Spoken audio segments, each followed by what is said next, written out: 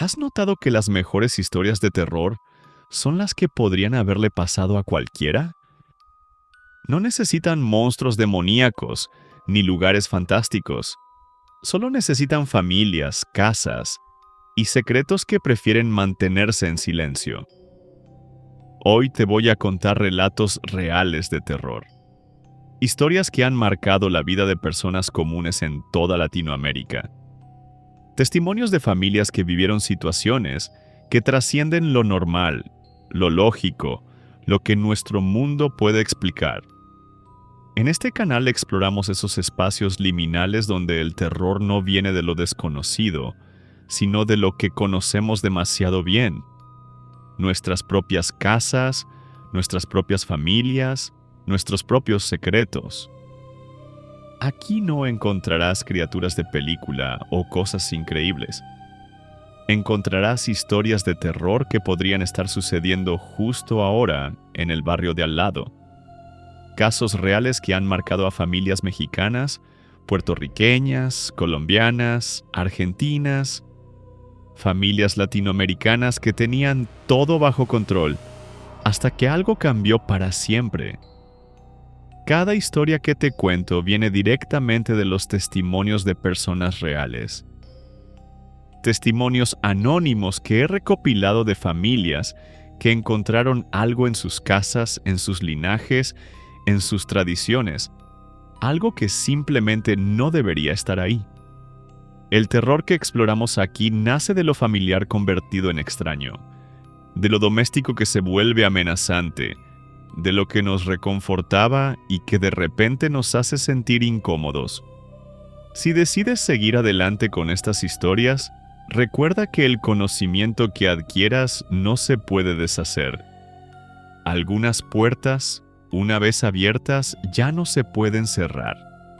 Pero si estás preparado para conocer esos secretos que las familias latinoamericanas prefieren mantener en silencio, si quieres explorar ese horror que acecha en nuestras propias casas y tradiciones, entonces estás en el lugar correcto.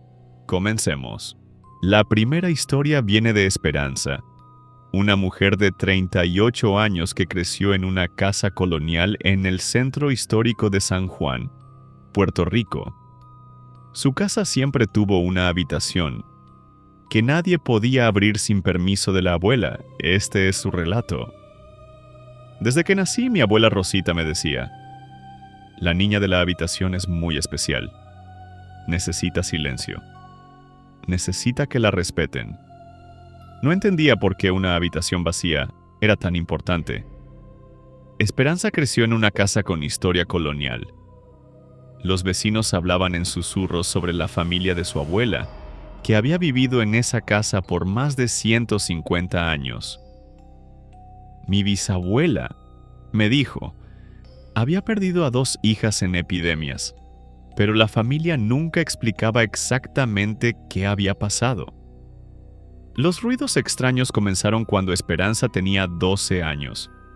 Desde la habitación cerrada se escuchaban los llantos de una niña, pero cuando preguntaba a su familia, todos la ignoraban.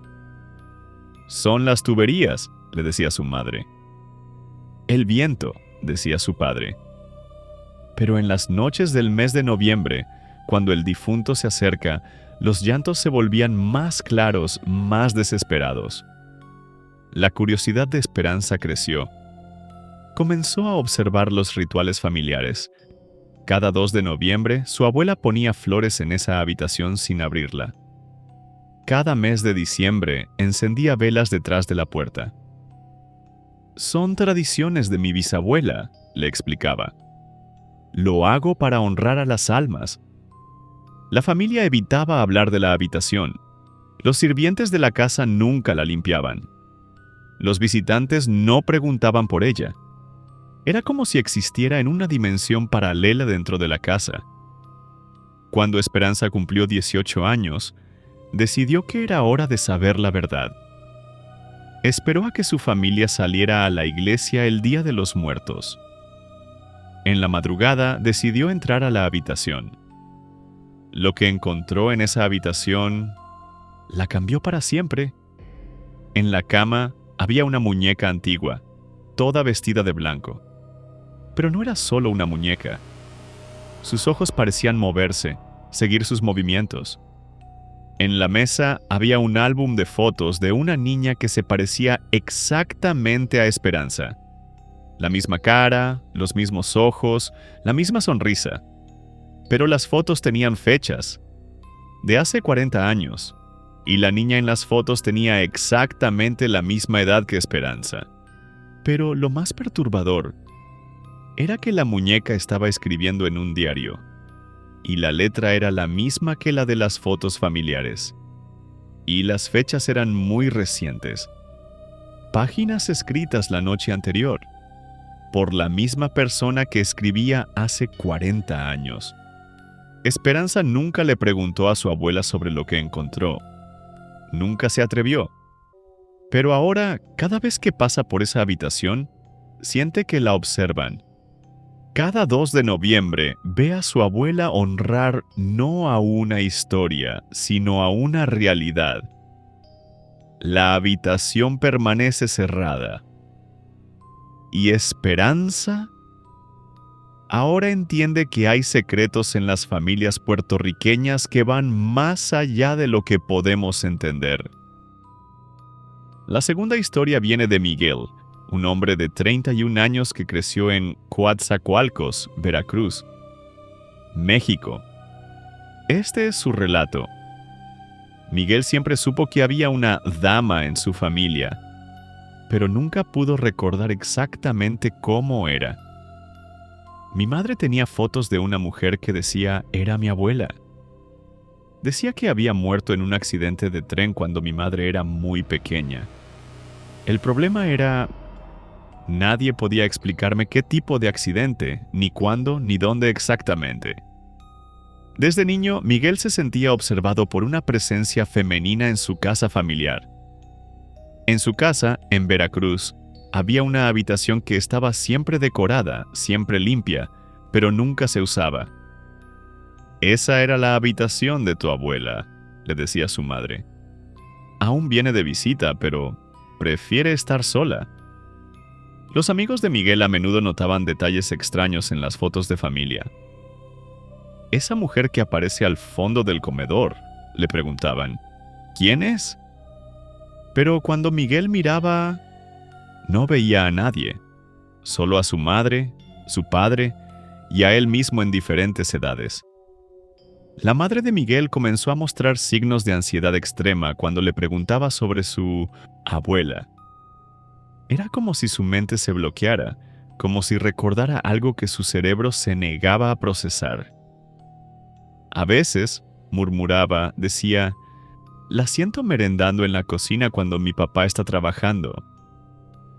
Cuando Miguel cumplió 20 años, decidió investigar por su cuenta. Recordó que su padre había trabajado para el ferrocarril del Golfo por más de 30 años. Buscó en los archivos del ferrocarril, en los sótanos de la casa y en el desván, hasta que encontró una caja cerrada con llave debajo de las escaleras. Lo que había en esa caja... La caja contenía artículos de periódicos de Veracruz, documentos del ferrocarril y una fotografía que Miguel jamás debió encontrar. La foto mostraba a Miguel cuando tenía 5 años jugando en el patio de su casa. Pero a su lado había una mujer mayor vestida de blanco. Una mujer que Miguel recordaba claramente ahora, pero que no había visto en fotos familiares. Llevaba un vestido tradicional de Veracruz y una cruz dorada. Pero lo más perturbador era que Miguel aparecía en la foto, pero no recordaba haberla visto jamás. Y la fecha en el reverso era del año pasado. El año pasado. Además, había recortes de periódico de 1987 sobre un accidente de tren en Coatzacoalcos. Un accidente en el que había muerto una mujer de 35 años. Pero las fotos del periódico mostraban a la misma mujer de blanco de la fotografía familiar. La madre de Miguel finalmente le contó la verdad. Su abuela había muerto en un accidente de tren en 1987, cuando su madre tenía solo 12 años. Pero la familia nunca había superado su pérdida, especialmente su padre, quien había trabajado para el ferrocarril. Él le sentía cuando viene a casa, le dijo su madre. Aún viene a visitarnos, aún prepara su comida favorita, aún se sienta en la mesa a platicar con nosotros. Miguel nunca dejó de vivir en casa de sus padres. Pero a veces cuando está solo en la cocina, aún escucha a alguien preparar el desayuno. Y en las fotos familiares que toma, aún ve a una mujer de blanco en el fondo, sonriendo. La tercera historia viene de Antonio, un hombre de 32 años que creció trabajando en una zapatería de sus abuelos en el centro histórico de la Ciudad de México. Antonio siempre escuchó rumores sobre un invitado muy especial que visitaba la zona de noche, pero nunca se atrevió a preguntar exactamente quién era. Antonio creció con la certeza de que en el centro histórico de México, algo muy especial, pero también muy peligroso, pasaba cada noche después de medianoche. Antonio heredó la zapatería de sus abuelos cuando tenía 24 años. La tienda estaba ubicada en la calle Francisco I. Madero, en pleno corazón del centro de la CDMX, exactamente a una cuadra del Palacio de Bellas Artes. La zona era siempre bulliciosa durante el día, pero se volvía completamente distinta después de las 11 de la noche. Mi abuelo me contaba, me explicó Antonio durante nuestra conversación, que desde que él tenía memoria, había algo diferente en esa zona. Algo que apenas se podía percibir durante el día, pero que se volvía muy claro en la noche. Los primeros meses de Antonio como dueño de la zapatería, todo parecía normal. Pero en el tercer mes comenzó a notar patrones extraños. Cada noche, exactamente a las 11:45 de la noche, se escuchaba música de mariachi desde la calle. Pero cuando Antonio salía a investigar, no había nadie tocando música. Solo el eco persistente de notas que parecían venir de debajo del suelo. Los vecinos del centro histórico le hablaron en secreto sobre el visitante. Hay gente que ha trabajado toda la vida aquí, le decían. Y todos hemos escuchado esa música, todos hemos visto esas sombras. La música se volvía más frecuente. Comenzó a ser 2, 3, 4 veces por semana. Y cada vez, Antonio notaba que la música sonaba diferente. Como si fuera el mismo grupo, la misma canción, pero con un sentido creciente de urgencia. Antonio decidió investigar por su cuenta. Compró una cámara nocturna y decidió quedarse una noche completa en la zapatería para capturar lo que sea que estaba pasando. La noche del 15 de octubre, Antonio decidió quedarse. A las 11:45 de la noche exactos, como siempre, comenzó la música de mariachi. Pero esta vez, Antonio tenía la cámara lista. Lo que grabó esa noche ha cambiado su perspectiva para siempre. Las imágenes mostraban a una figura en sombrero negro y traje blanco caminando por la calle Francisco I. Madero con pasos musicales. No caminaba normalmente. Sus pies parecían no tocar el suelo. Y a su alrededor había al menos 5 o 6 sombras más que seguían su ritmo. Pero lo más perturbador era que cuando la cámara enfocaba directamente a la figura del sombrero negro, aparecía claramente el rostro de un hombre que Antonio conocía. El rostro de Roberto, el primo de su abuelo, que había desaparecido hace 25 años mientras trabajaba en la zona del centro histórico. Roberto había sido cantante de mariachi y ahora parecía estar guiando a otros fantasmas de músicos por las calles del centro histórico de México. Esa noche, Antonio comprendió que Roberto no había desaparecido, había muerto en la zona, y su espíritu, junto con otros músicos fantasmas, seguían tocando para algún propósito que él no conseguía entender. Hoy, a los 32 años, Antonio sigue siendo el dueño de la zapatería, y cada noche de las 11:45 de la noche sale a escuchar la música, porque sabe que Roberto, su primo desaparecido, aún está protegiendo esa zona del centro histórico. Al final, la música de los fantasmas del centro de México no era un error del sistema. Era un recordatorio de que hay lugares en nuestra ciudad que guardan historias más profundas de lo que creemos. 3 historias, 3 familias latinoamericanas, 3 secretos que cambiaron para siempre la vida de quienes los vivieron. Esperanza nunca abrió esa habitación de nuevo. Miguel aún siente la presencia de su abuela en la cocina.